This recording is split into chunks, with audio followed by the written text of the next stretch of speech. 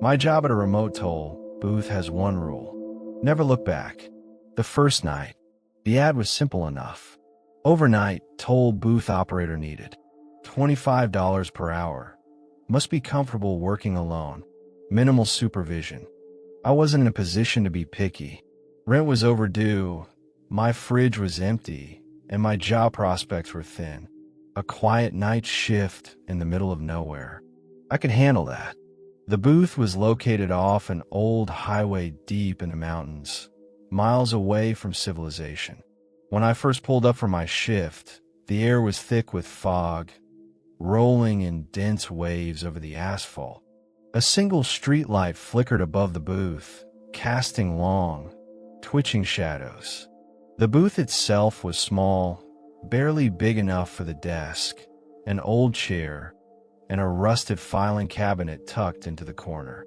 A coffee maker sat on a shelf, half covered in dust, like it hadn't been used in years. A thick, worn-out rulebook sat on the desk, its edges curled with age. Taped to the wall was a printed sheet labeled rules for the night shift.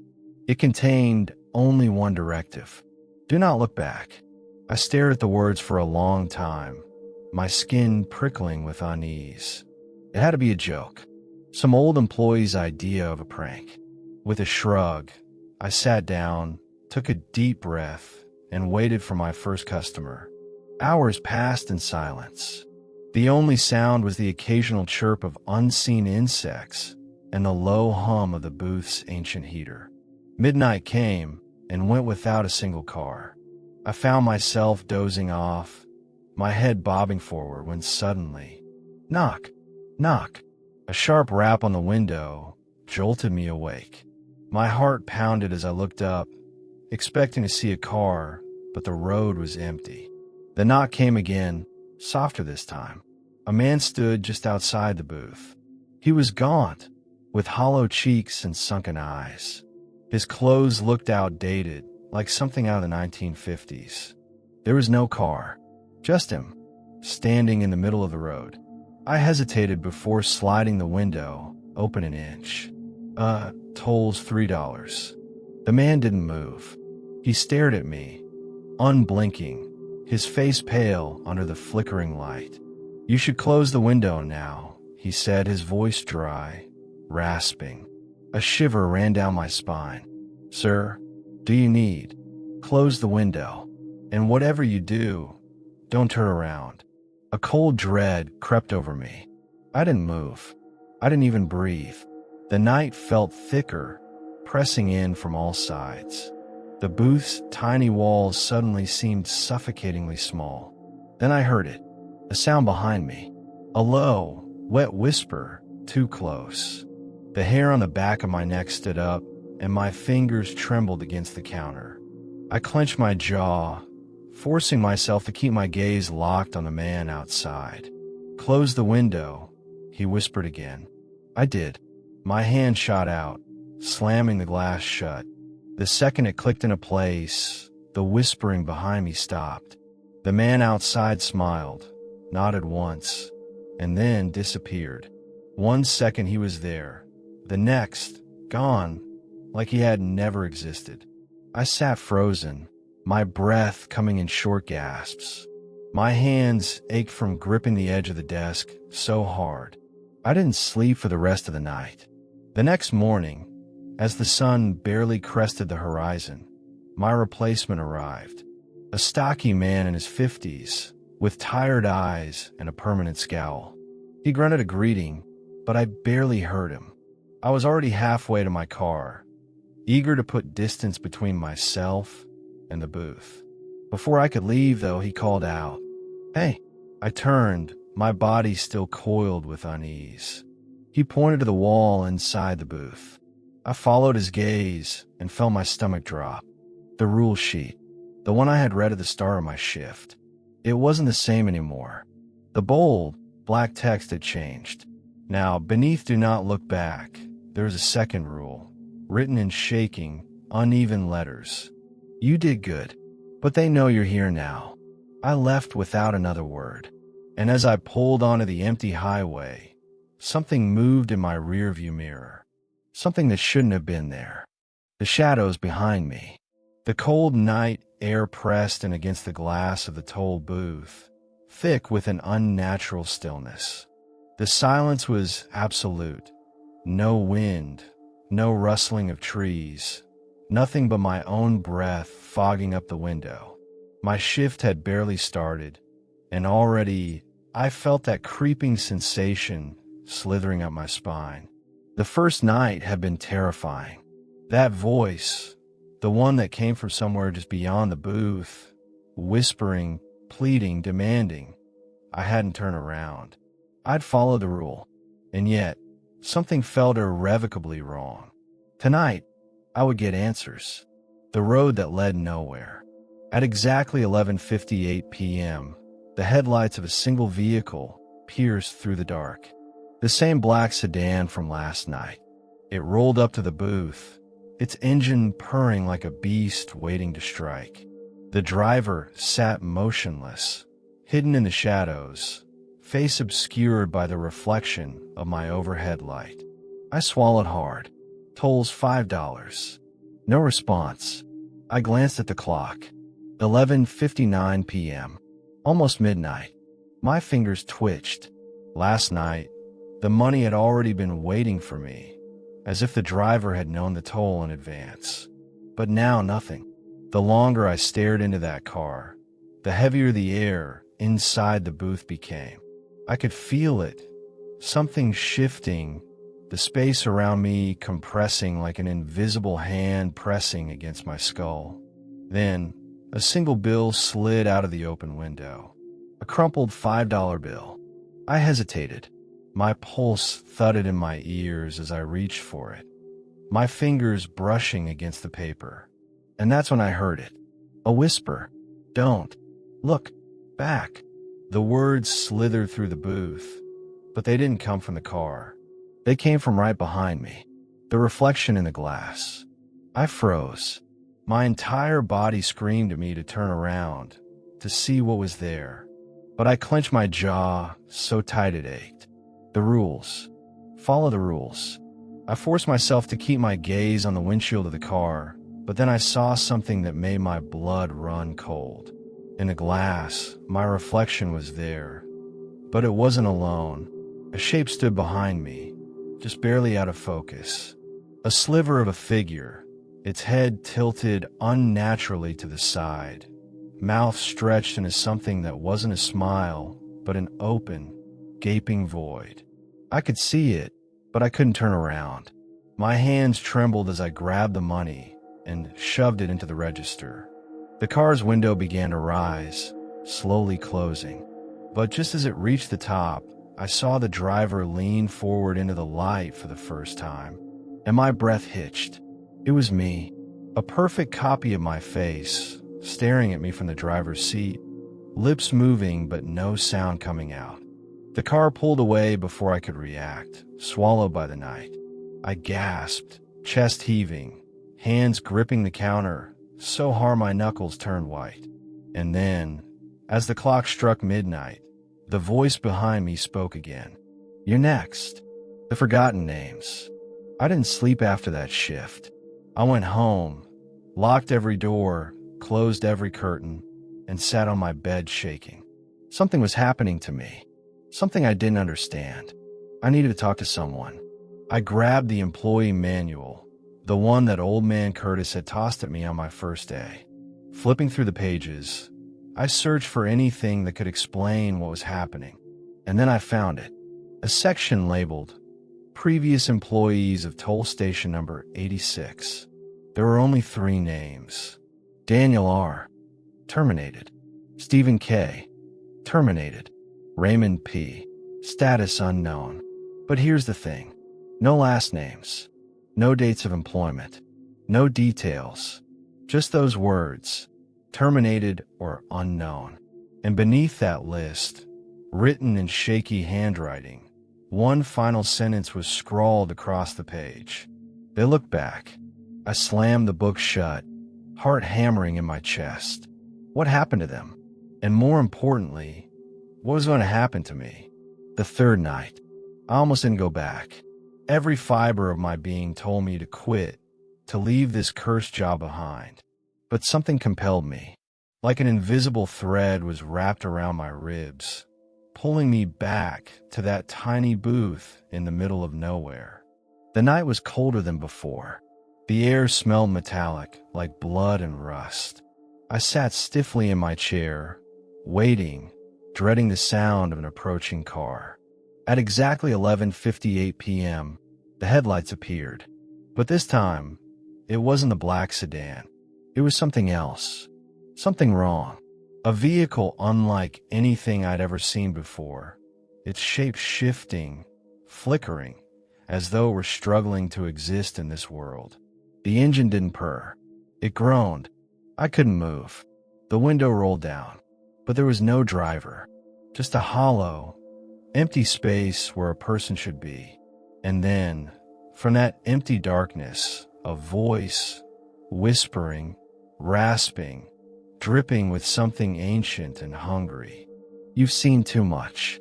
The booth light flickered. The shadows behind me deepened. And for the first time since I took this job, I felt my head begin to turn. The echoes of what lurks behind. The silence of the booth had changed. Before, it had been a vast, empty stillness, an absence of sound. But now, the silence had texture. A weight, a presence. Every night, I could feel something standing just beyond the threshold of my vision.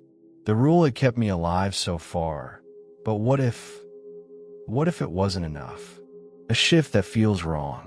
Midnight had just passed when the first anomaly of the night occurred. A thick, rolling fog crept in, swallowing the road in an impenetrable white sheet. The headlights of approaching cars barely cut through it, their beams muted and hazy. The radio crackled, whispering something unintelligible before falling dead again. I stared at the road ahead, but my hands clenched the edge of the counter. The cameras outside flickered, static crawling over their screens. I checked the feed again, and again. There was someone standing behind the booth. Not a shadow, not a flicker, a distinct figure. Tall, unmoving, just at the edge of the booth's back wall. My breath caught in my throat. I hadn't turned around. I hadn't broken the rule. But the cameras. I wasn't supposed to have cameras. Slowly, I reached for the screen's power button. My fingers hovered over it. Then the feed changed. The figure moved, only slightly. A shift in posture, a tilt of the head. My stomach twisted. It wasn't just standing there. It was leaning in, as if it knew, as if it was testing me. A car pulled up just then, the tires grinding against the cracked pavement. The driver rolled down their window. A middle-aged man with sunken eyes, gripping the steering wheel too tightly. His hands were shaking. I turned to face him fully, anything to focus on but the figure in the cameras. $5.50, I croaked, my voice dry. He shoved a bill at me without a word, but before I could drop the change into his palm, he spoke. "It's getting worse, isn't it?" I froze. "What?" He swallowed hard. "It's not just me. You can feel it too." His eyes darted behind me.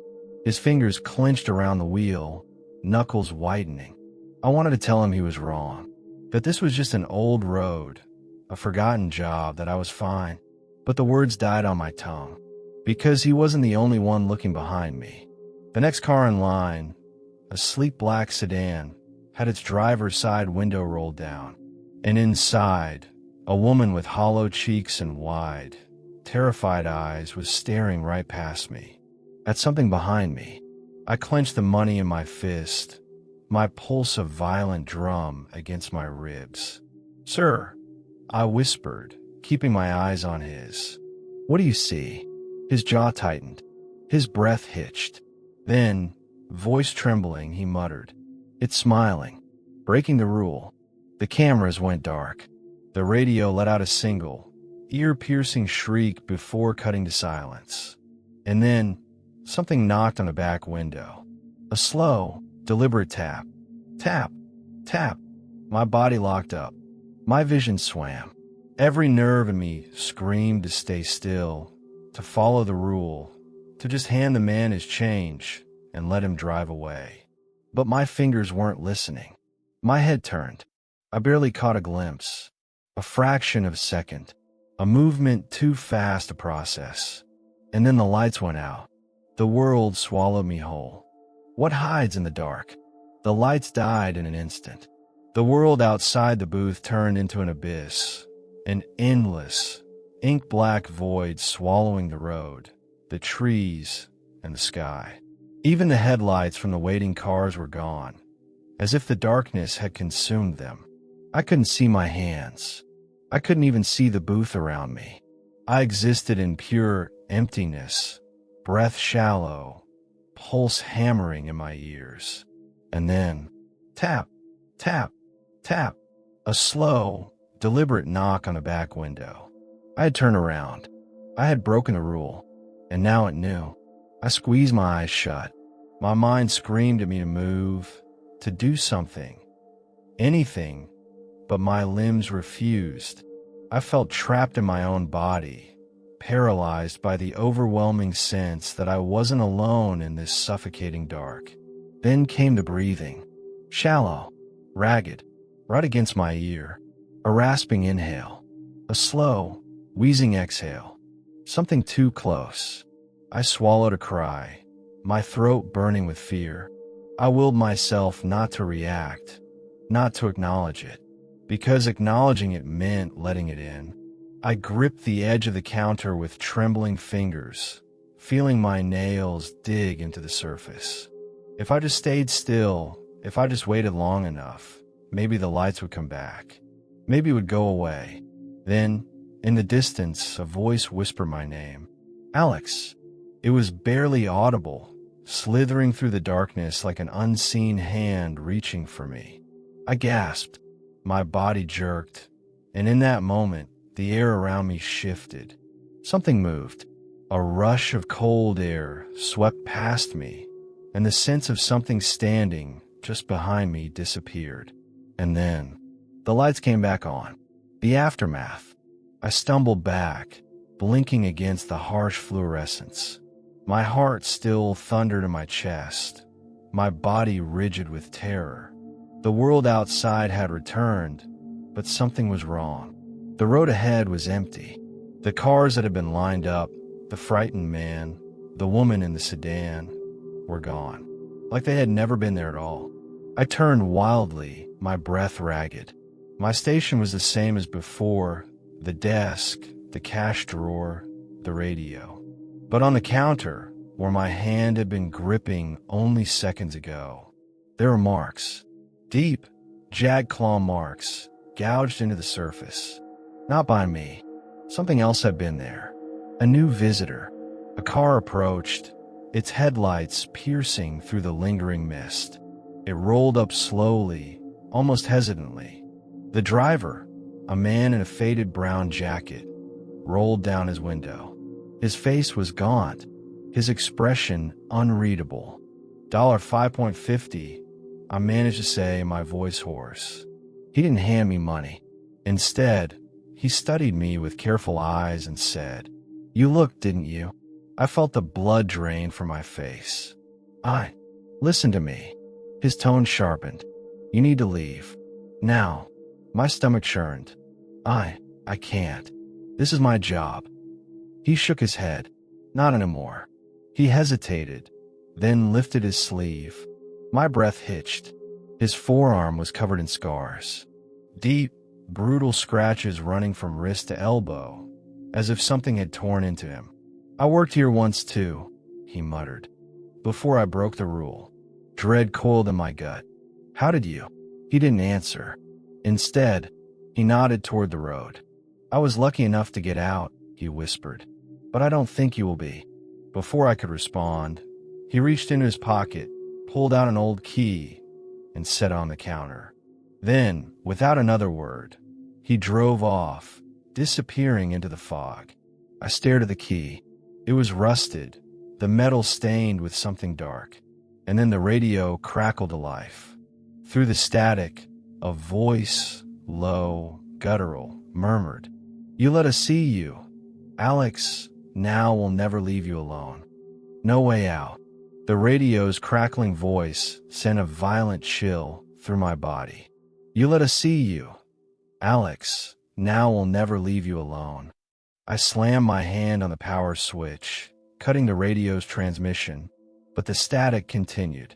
A low, whispering hiss filled the booth, seeping into my skull like an infection.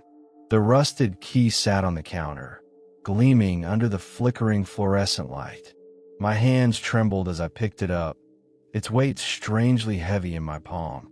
I had two choices: stay and see what came for me, or take the key and find out what the last old worker had tried to escape from. The answer came quicker than I expected. Tap, tap, tap. The back window. Again. Only this time, I could feel the vibrations through the floor. Something was bigger now. Closer. I couldn't stay. The hidden door. I grabbed the flashlight from under the counter and yanked open the side door of the booth. The air outside was heavy wrong.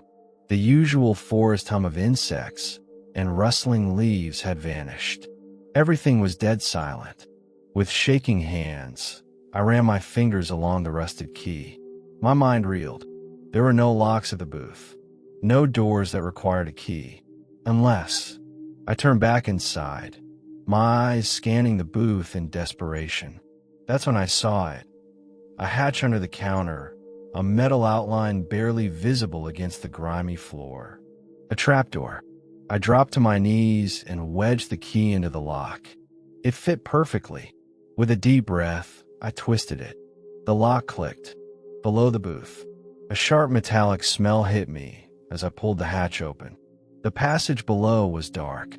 Stale air drifted up, thick with dust and something rotting.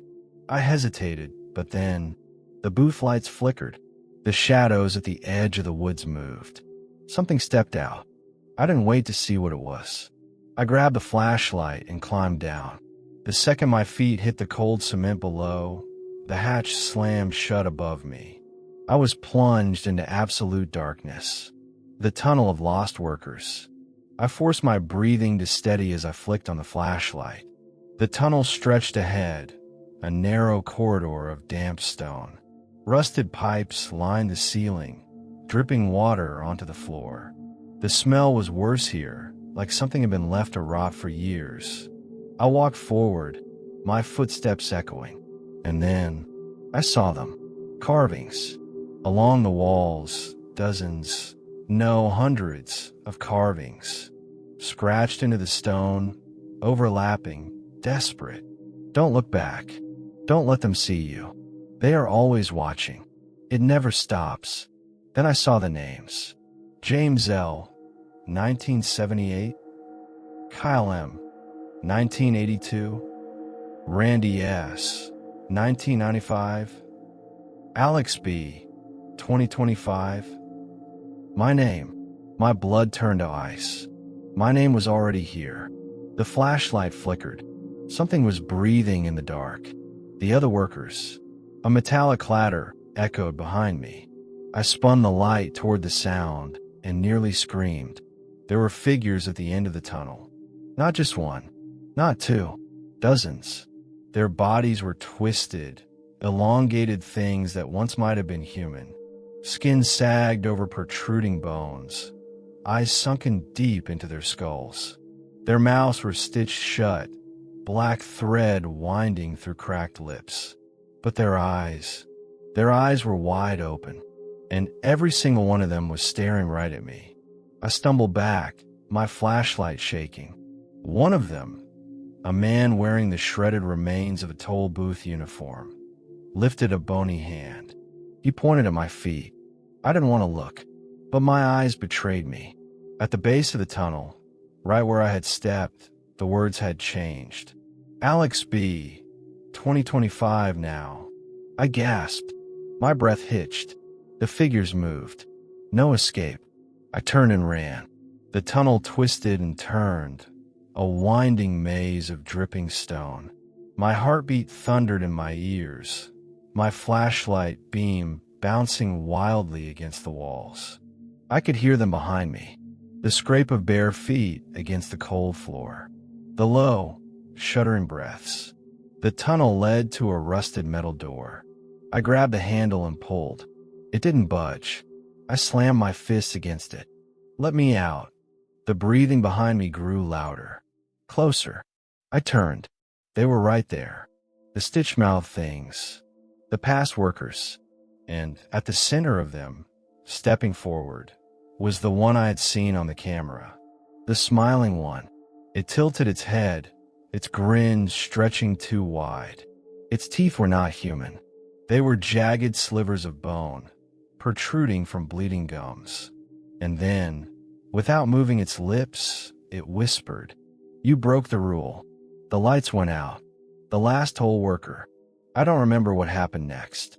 When I woke up, I was back at the booth, sitting in the chair, my hands resting on the counter. The road was empty. The tunnel was gone.